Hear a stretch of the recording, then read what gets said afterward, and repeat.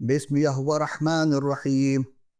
وقولهم إن قتلنا المسيح عيسى ابن مريم رسول الله وما قتله وما صلبه ولكن شبه لهم وإن الذين اختلفوا فيه لفي شك منه ما لهم به من علم إلا اتباع ظنه وما قتله يقينا. اور ان کے کہنے پر کہ ہم نے مریم کے بیٹے عیسیٰ مسیح کو قتل کیا جو اللہ کا رسول تھا، حالانکہ انہوں نے نہ اسے قتل کیا اور نہ صلیب پر چڑھایا، لیکن ان کا اشتباہ ہوا. اور جن لوگوں نے اس کے بارے میں اختلاف کیا وہ بھی دراصل شک میں مبتلا ہیں. ان کے پاس بھی اس معاملے میں کوئی یقین نہیں ہے، محض گمان ہی کی پیروی میں ہے. انہوں نے یقیناً مسیح کو قتل نہیں کیا. یہ سورہ نساء چوتھا سورہ قرآن شریف کا آیت نمبر 157. تمام حمد و ستائش، تعریف و تنبیہ خدائے بزرگ و برتر کے لیے ہے، جو اعلیٰ ہے اور انسان ادنا ہے، جو پاک ہے اور انسان گناہ گار ہے. اب انسان اور خدا کے درمیان میں تعلق کیسے قائم ہو، رشتہ کیسے قائم ہو، ملاقات کیسے ہو، جس سے نجات ملے. ہم حقیقی عرفان کے اسپیشل پروگرام میں عید قیامت المسیح کہ میں مسیح کا قتل کے عنوان سے حاضر ہوئے ہیں. اور اب تمام سامعین ناظرین خدمت سلام اور خوش آمدید. عزیزم، آج ہم ایک نہایت اہم یعنی کہ حساس انداز میں گفتگو کریں گے، لیکن کوئی اس میں بحث و تکرار نہیں ہوگی، انتہائی خلوص، محبت اور پیار کے ساتھ، کیونکہ یہ بابرکت موقع ہے اور ہم سب اسی لیے جمع ہوئے ہیں.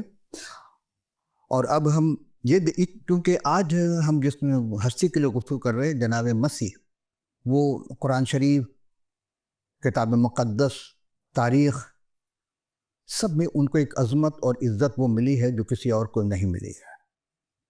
انجیل جلیل اور ہم آج میڈیکل سائنس سے بھی دیکھیں گے کیا واقعی ان کا قتل ہوا کہ نہیں ہوا.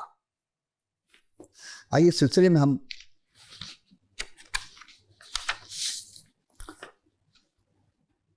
کچھ سوالات آئے ہیں، لیکن سوالات سے پہلے علامہ اقبال کے ایک شعر آپ کی خدمت میں پیش کر دوں. علامہ اقبال نے ایک فلسفی انداز میں سوال اٹھایا ہے اور تمام عالم اسلام سے پوچھا ہے، خاص طور پر علماء سے اور مفتیان سے اور محققین سے. یہ شعر ہے ضرب کلیم، علامہ اقبال کی بہت مشہور کتاب ہے اور صفحہ نمبر ہے 148. شعر کچھ یوں ہے: جہاں کی روح رواں لا الہ الا ہو، مسیح و میخ و چلیپا، یہ ماجرا کیا ہے.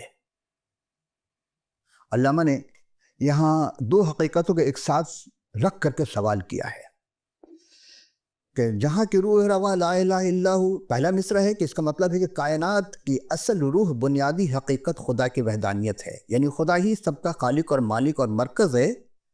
تو پھر حقیقت جب خدا کی وحدانیت ہے تو ہم دوسرے مصرع میں پوچھ رہے ہیں مسیح و میخ تلیپا، یہ ماجرا کیا ہے.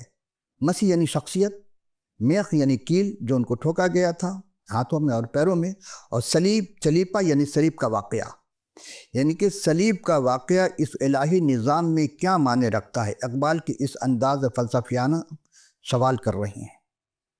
دراصل انسان گناہ گار ہے اور اس کو گناہ کے پاداش میں، یعنی کہ اس جیسا کوئی انسان آئے جو اس کے گناہ کو اپنے تر لے. پہلے جانور کا قتل کیا جاتے تھے، ذبح کیے جاتے تھے اس پر ہاتھ رکھ کر، لیکن جانور کی قربانی قبول نہیں کی، تو انسان کے بدلے انسان ہونا چاہیے تھا. علامہ نے سوال کیا ہے.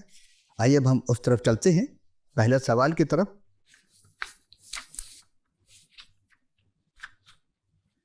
پہلے سوال یہ کہ ازور قرآن شریف مسیح کا قتل، قربانی، صلیب، دفن کی کیا حقیقت ہے.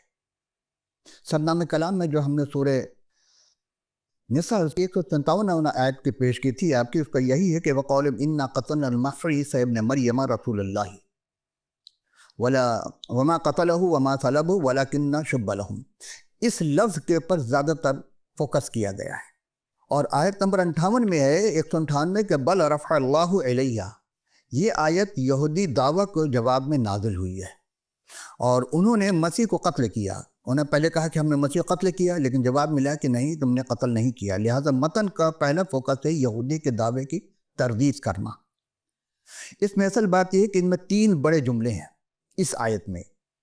انا قتلنا المسیح، ہم نے مسیح کو قتل کیا۔ دوسرا ہے وما قتلہ، انہوں نے قتل نہیں کیا۔ وما صلبہ، اور نہ انہوں نے صلیب دی۔ اور آخری جملہ ہے وما قتلہ یقیناً، یعنی انہوں نے یقینی طور پر قتل نہیں کیا۔ عزیزان گرامی، قرآن کس بات کا نقل کر رہا ہے، کس بات کا سوال کر رہا ہے، ہمیں یہ دیکھنا ہے۔ دعویٰ ہے کہ انا قتلنا المسیح، کہ ہم نے مسیح کو قتل کر دیا، لیکن قرآن جواب دے رہا ہے کہ ان کا دعویٰ ہے تو ہے، مگر حقیقت پر مبنی نہیں ہے۔ آئیے ذرا قواعد کے اعتبار سے دیکھتے ہیں عربی نقطہ کیا ہے، غور کر لیتے ہیں۔ وما قتلہ کا مطلب ہے کہ انہوں نے خود قتل نہیں کیا، اور وما صلبہ کا مطلب ہے کہ نہ انہوں نے خود صلیب دی۔ توجہ فرمائے آپ نے، یعنی نفی جو ہے فاعل کی ہے، واقع کی نفی نہیں ہے۔ واقع حقیقت ہے، لیکن جو دعویٰ ہے وہ غلط ہے، قرآن کا نظریہ۔ اسی طرح وَلَكِنَّ شُبَّ لَهُمْ، قرآن کا کہنا ہے کہ عربی کا جو لفظ ہے شبہ، یعنی مشبہ ہونا، یا معاملہ کو متشبہ ہو گیا، تشبیہ دینا، کلاسیکی تفاسیر میں مختلف آ رہا ہے، یعنی کسی کو جناب مسیح کی جگہ بنا دیا گیا ہے، پہلی بات۔ دوسری یہ کہ معاملہ اس متشبہ کر دیا گیا ہے۔ تیسری بات ہے کہ وہ قتل کے بارے میں یقین میں نہ تھے، یعنی قرآن خود متبادل شخص کا نام نہیں دیتا ہے۔ تفسیر میں روایت میں مسیح کی جگہ کسی اور کو صلیب پر لٹکانے کا بتایا جا رہا ہے، جبکہ قرآن اس کا انکار کر رہا ہے کہ کوئی اور نہیں ہوا، یعنی کہ صلیب پر گئے ہیں نہیں کوئی اور سوائے مسیح کے، مسیح ہی گئے تھے، یا مسیح کی جگہ کسی اور کو صلیب نہیں دی گئی۔ بلکہ آیت قرآن جو ہے ببانگ دہل یہ بتاتی ہے کہ یہودی اپنے دعوے میں سچے نہیں، تو پھر آخر قرآن کا مطلب کیا ہو سکتا ہے؟ دراصل قرآن یہودیوں کے غرور کو توڑ رہا ہے، ان کے دعوے کو رد کر رہا ہے۔ اور پھر ہم یہ دیکھتے ہیں یہودی کہتے ہیں کہ ہم نے مسیح کو قتل کر دیا، لیکن قرآن جو جواب دیتا ہے کہ تم نے قتل نہیں کیا، تم کامیاب نہیں ہو سکے، بلکہ یہ خدا قدوس کی مشیت میں ہوا ہے۔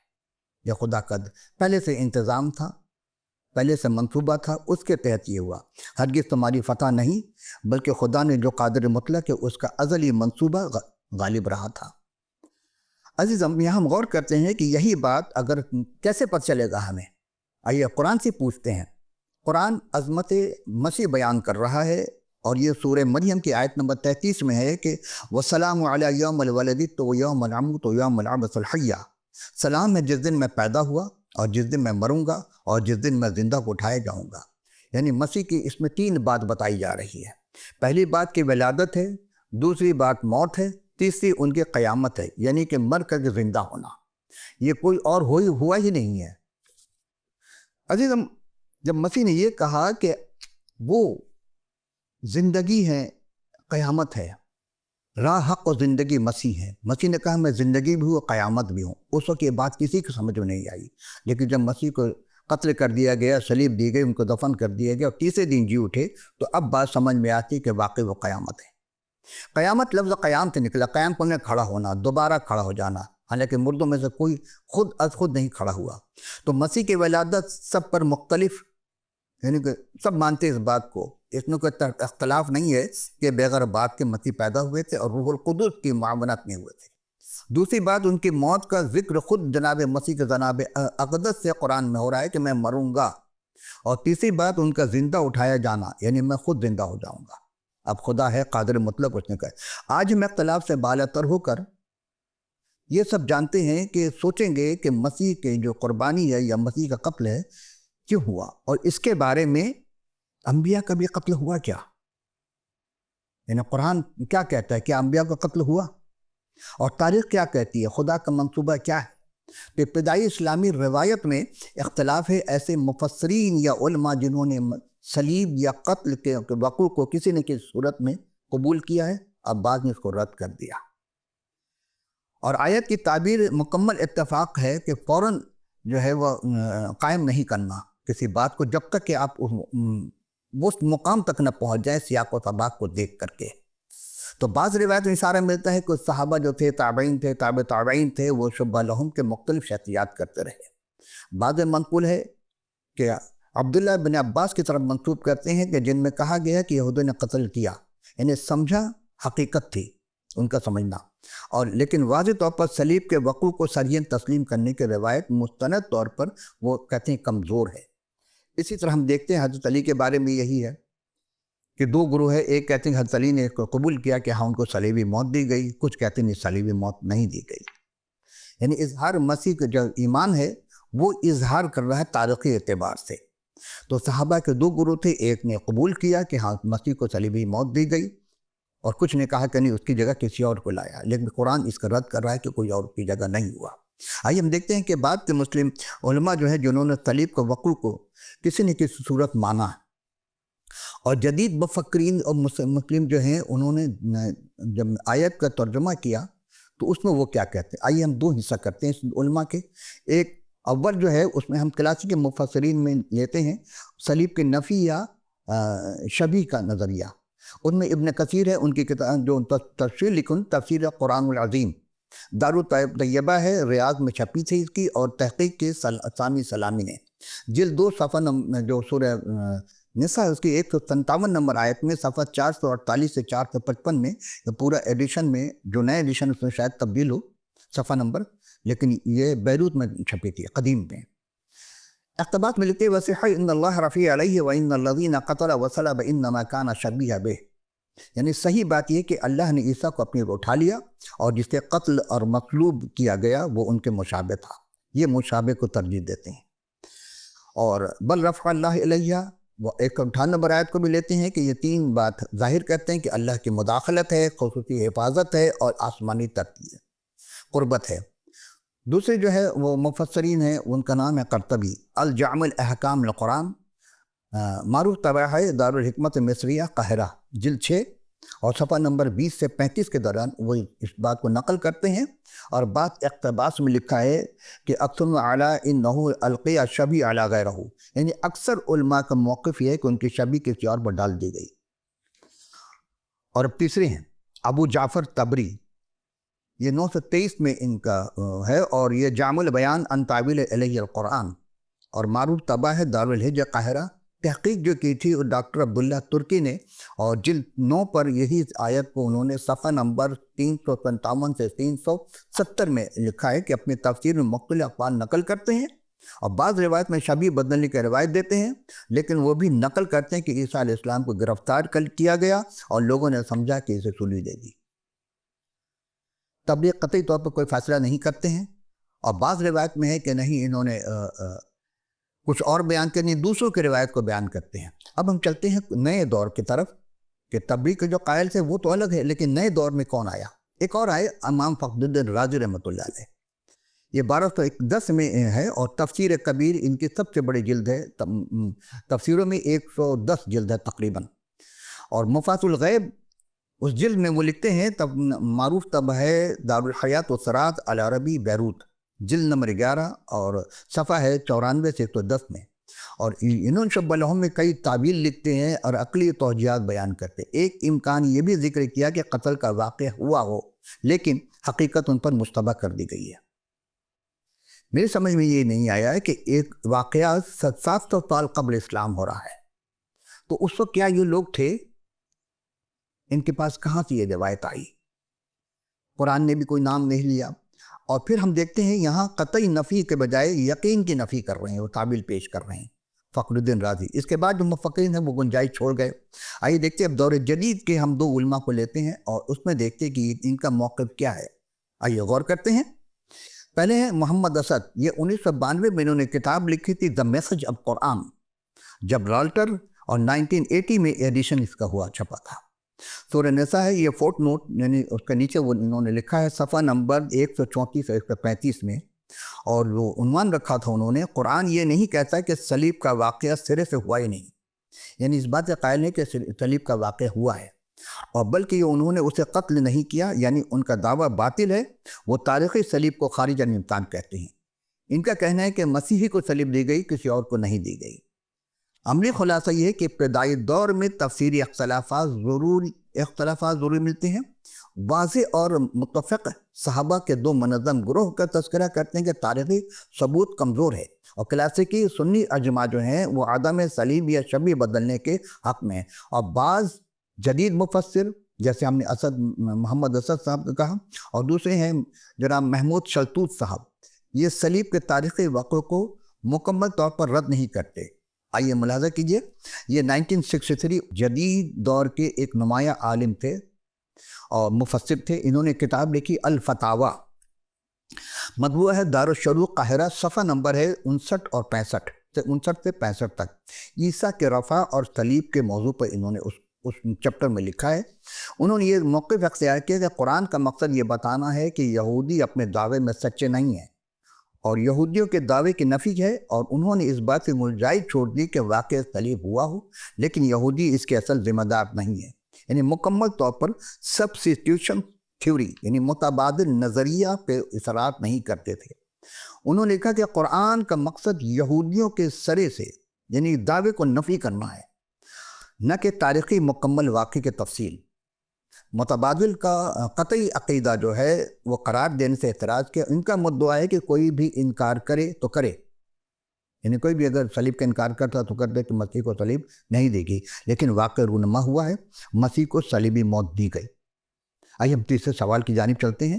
آج کا تیسرا سوال یہ ہے کہ قبل اسلام انبیاء کے قتل کتاب مقدس اور قرآن شریف میں کوئی شہادت موجود ہو تو ماں حوالہ پیش کیجیے گا۔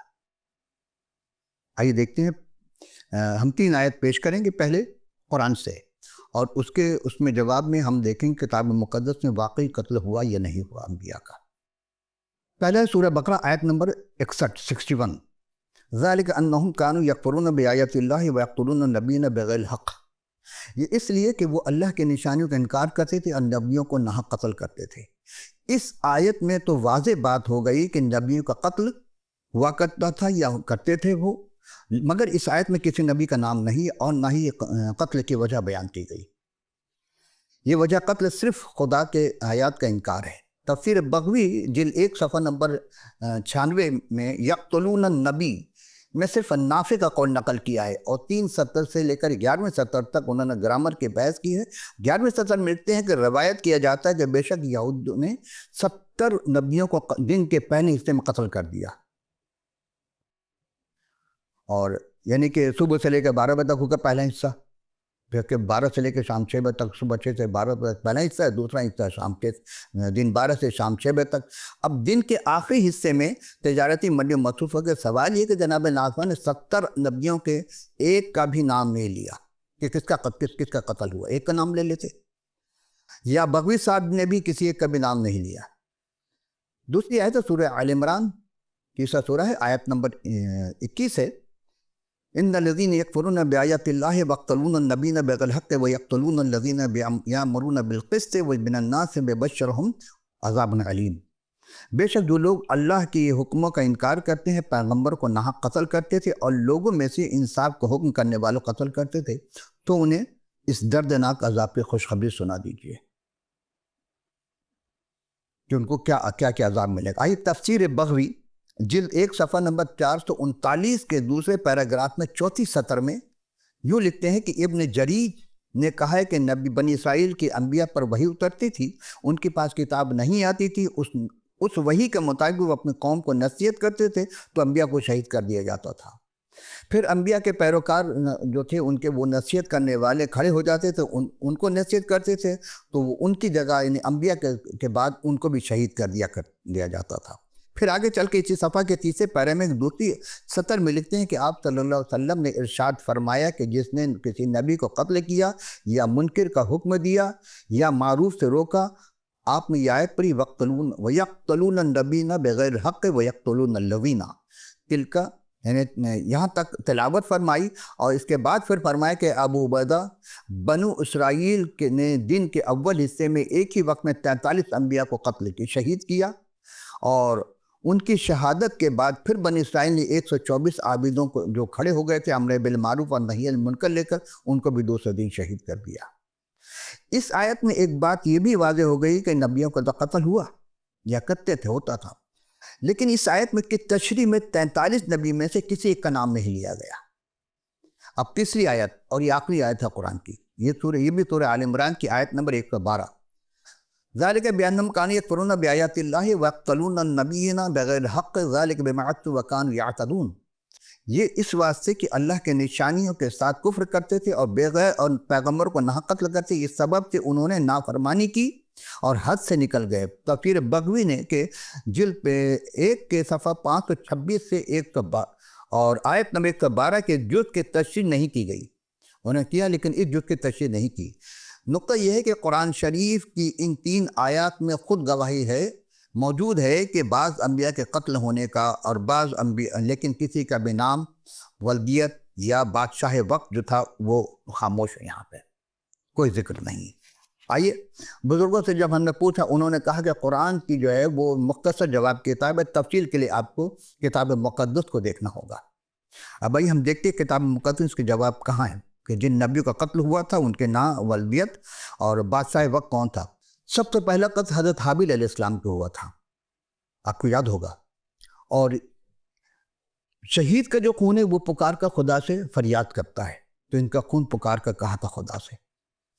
آئیے دوسرا واقعہ ہے، دوسرا تواریخ 24ویں رکوع کی 20 اور سے 22 آیت میں یوں مرقوم ہے کہ تب خدا کی روح یہودیہ کے کاہن کے بیٹے زکریا پر نازل ہوئی، جو وہ لوگوں سے بلند جگہ پر کھڑے ہو کر کہنے لگا کہ خدا یوں فرماتا ہے کہ تم کیوں خداوند کے حکموں سے باہر جاتے ہو، یوں خوشحال نہیں رہ سکتے، چونکہ تم نے خداوند کو چھوڑا، اس نے تم کو چھوڑ دیا۔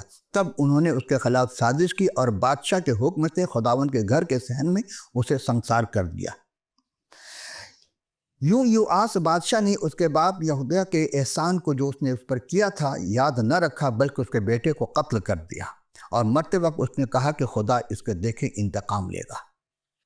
تیسرا واقعہ یرمیہ نبی کا صحیفہ ہے، اس کے 26ویں رکوع کی 20 اور 23 آیت نے کہ یرمیہ میں یوں لکھا ہے کہ پھر ایک اور شخص نے خداوند کے نام پہ نبوت کی، اس کا نام تھا اوریا بن سمیع یا اوریا، اوری کہا گیا ہے، یہ عبرانی زبان میں اس کا جو ترجمہ ہے یہوہ نور ہے، نے قریت کی یاریم کا تھا، اس نے شہد کے ملک کے خلاف یرمیہ کے سب باتوں کے مطابق نبوت کی، اور جب یہویاقیم بادشاہ اور اس کے سب جنگی مردوں اور عمرہ نے اس کی باتیں سنی تو بادشاہ سے قتل کرنا چاہا، لیکن وہ یعنی اوریا جو تھے یہ سن کر کے مصر چلے گئے، اور یہویاقیم بادشاہ نے چند آدمیوں سے یعنی الناتن بن اکبور اور اس کے ساتھ کچھ اور آدمیوں کو بھیجا، اس کو پکڑ کے لیے آئے مصر سے، اور لانے کے بعد کوئی یاقیم بادشاہ نے کے پاس پہنچا، اس نے تلوار سے قتل کیا اور اس کے لاش کو عوام کے قبرستان میں پھینکوا دیا گیا۔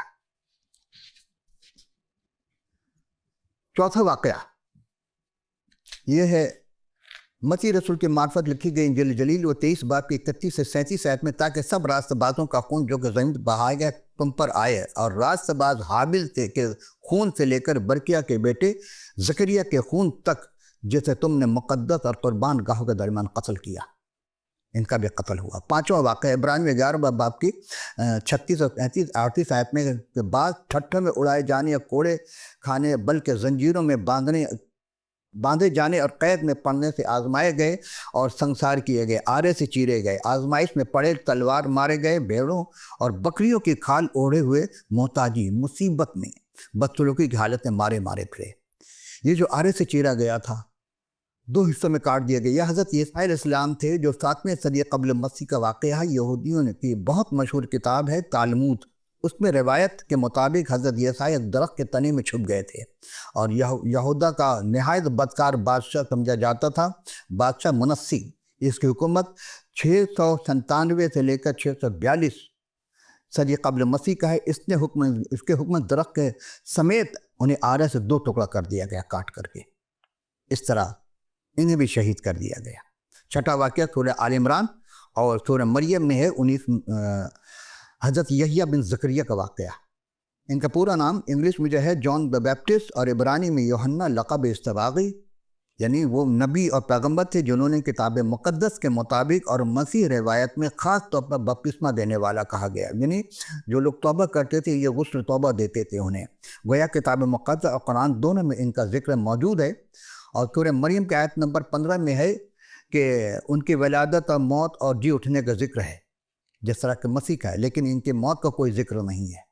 مگر ان کی موت کیسے ہوئی اس کا ذکر کوئی نہیں ہے، لیکن کیونکہ یہ مسیح کے حیات طیبہ میں شہید کیے گئے تھے۔ یہ سب جانتے ہیں کہ یحییٰ ان کا نام قرآن میں ہے، لیکن کتاب مقدس یوحنا اصطباغی ہے، جو مقصد دین کا تھا خدا تعالیٰ کی طرف سے لوگوں کو توبہ کر کے دعوت دیتے اور مسیح کے راہ کا ہموار کرتے تھے۔ توبہ کرو کہ خدا کی بادشاہی نزدیک آ گئی ہے۔ انجیل جلیل میں یوحنا نے دریا یردن کے کنارے لوگوں کو اس میں توبہ دینے کا آغاز کیا تھا۔ وہ ساتھی تقویٰ کے لیے مشہور تھے۔ حضور نے ان کے متعلق فرمایا تھا کہ یوحنا اصطباغی سب نبیوں میں سب سے بڑا جو پیدا ہوا ہے وہ مسیح کا راہ ہموار کرنے والا ہے، اور اپنی ناصحانہ تقریروں یعنی نصیحت کرتے تھے، ظالم حکمرانوں اور فاسق عوام کو تنبیہ کرتے تھے۔ ان کو بھی شہید کیا گیا، قتل کر کے شہید کر دیا گیا۔